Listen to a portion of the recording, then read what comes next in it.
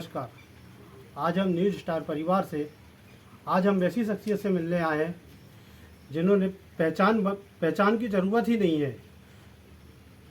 ब्रज बिहारी सरकार, इनका नाम ही काफ़ी है। आज हम इनसे चर्चा करते हैं कि इन्होंने गौ सेवा के लिए आज जबलपुर से लेकर पूरा मैहर तक के और पूरे देश में ये रखा हुआ है कि आज गौ सेवा होनी चाहिए। ठीक है, हम बात करते हैं महाराज जी से। महाराज जी नमस्कार। जय श्री राम। आपके समस्त न्यूज स्टार के दर्शकों को खूब साधुवाद, खूब आशीर्वाद। देश में सभी सुखी रहें, शांति हो।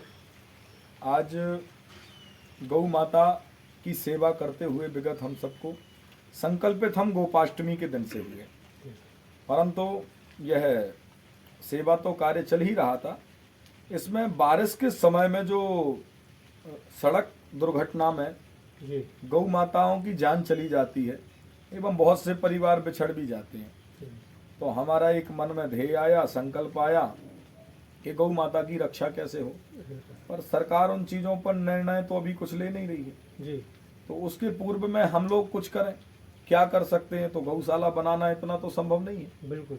तो इसलिए गौ माता जो रोड पर आके बैठ जाती है, तो उन सब गौ माताओं को यदि हम अपने संस्कार धानी में, जबलपुर में, कटनी में, मध्य प्रदेश में, कहीं भी कोने कोने में जाके यदि रेडियम गले में पहना देते तो उससे बड़ी बचत हो जाती है। क्योंकि जब लाइट पड़ता है तो वो अपने आप चमक उठता है। बिल्कुल। अच्छा, और गाड़ी आदमी तभी चढ़ाता है जब कुछ दिखता नहीं है, क्योंकि ये किसी को बहुत खुशी नहीं होती होगी और उससे लोगों की भी जान जाती है। तो इसलिए जब लाइट पड़ेगी, रेडियम गले में लगा रहेगा, तो निश्चित गौ माता की रक्षा होगी। तो यही हमारा मन में संकल्प उठा और उसको ये संकल्प महाराज जी आपको कब कैसे उठा? मतलब हमने बताया ना कि गोपाष्टमी के दिन हम इस कार्य को लेकर के संकल्पित हुए कि गौ रक्षा के लिए हम आगे आएंगे।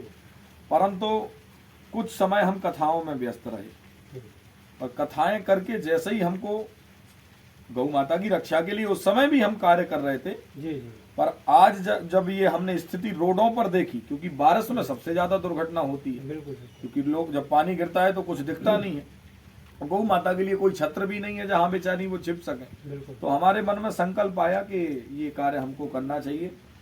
और हम ही नहीं, हम तो केवल पर्दे के पीछे रहने वाले आदमी हैं, पर इसमें जो हमारे बच्चे कार्य कर रहे हैं पूरे ब्रज बिहारी सरकार परिकर के पुष्प, निश्चित रूप में ये योगदान हम अपने नेत्रों से देख रहे हैं और ये दुनिया देखे ना देखे पर वो जरूर देख रहा है। ये संकल्प जो है, ये आपका गौ सेवा जी, ये किस किस जगह और कहाँ कहाँ चल रहा है और कहाँ कहाँ चलना चाहिए आगे?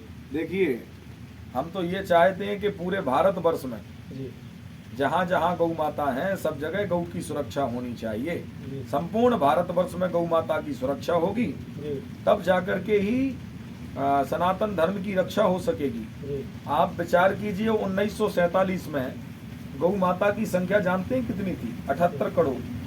78 करोड़ 1947 में गौ माता थी। आज हम लोग 2024 में जब जनसंख्या गौ माता की देखते हैं तो गौ की संख्या केवल बची है तो वो केवल 17 करोड़ बची हुई है। अब 78 करोड़ से ये 78वां हमने स्वतंत्रता दिवस मनाया और इस स्वतंत्रता दिवस के समय में जब इसकी व्यवस्थाएं हमने देखी तो केवल 17 करोड़ बची है। अब आप विचार कीजिए, जब 78 वर्ष में ये स्थिति हो गई कि 78 से सीधा 17 बची, उसमें भी 40% विदेशी नस्ल की गाय है, तो आगे आने वाला समय क्या दिख रहा है आपको? बिल्कुल। आगे आने वाले 15 से 20 वर्ष में यदि आज सनातनी नहीं जागे, यदि आज गौ माता की रक्षा नहीं हुई, तो आने वाले समय में चित्र दिखाना पड़ेगा बच्चों को, ऐसी गौ माता होती थी। क्योंकि गौ माता की हत्या हो रही है। बिल्कुल। बड़े बड़े खुलेआम ये कार्य चल रहा है, उठा करके ले जाते हैं, उन चीजों पर कोई सुनवाई नहीं होती है। तो इसलिए हमारा ध्येय यही है कि गौ माता की रक्षा होवे और रक्षा जब हमारी सरकार आगे आएगी तब जाकर के ये कार्य हो सकेगा। जी जी गुरु जी, मैं आपसे जानना चाह रहा हूँ कि जैसे अभी गौ माता की अभी जो हत्याएं हो रही हैं जी, इसको रोकने के लिए क्या उपाय सरकार को करना चाहिए?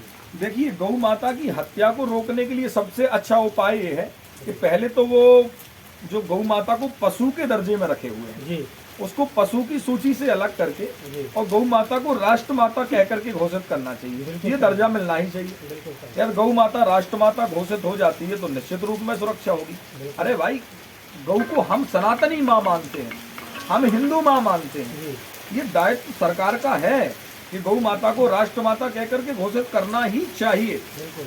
आप विचार कीजिए, जी चलो आप माँ मत मानो, पर आप ये तो मान सकते हैं ना कि गौ माता एक जीव है। जंगल में घूम रहे जीव की जब आप रक्षा के लिए आगे आते हैं, बिल्कुल बिल्कुल आप पक्षी को राष्ट्र पक्षी बनाते हैं, आज उसकी सुरक्षा होती है मोर की नहीं? बिल्कुल सही है। तो जब आप एक जीव की हत्या बर्दाश्त नहीं कर सकते हैं, तो गौ माता की हत्या खुलेआम हो रही है और लाइसेंस देती है सरकार ही।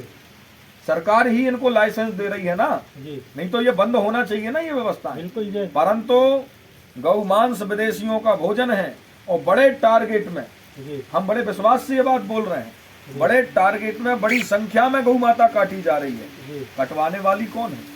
सरकार है। बिल्कुल सही कह रहे हैं। 1947 से लेकर के 55 वर्ष तक किसी को समय मिला, आप चिल्लाते रह गए कि गौ माता की रक्षा हम करेंगे। 5 साल नहीं की, 10 साल नहीं की, 15 साल नहीं की, 20 साल, 50 साल, 55 साल व्यतीत हो गए, आप चिल्लाते बस रहे कि हम रक्षा करेंगे।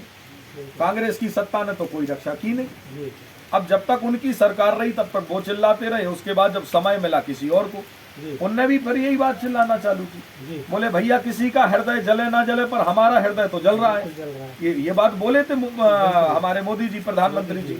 तो उन्होंने 2014 में जब वो गुजरात के मुख्यमंत्री थे, जी तब उन्होंने ये बात मंच से बोली कि हमारी हृदय में जो वेदना है वो ये कोई नहीं समझ रहे हैं, जी पर एक बार हमको मौका दीजिए, हम ऐसा कर दिखाएंगे कि पूरे भारत में किसी ने नहीं किया होगा। चलो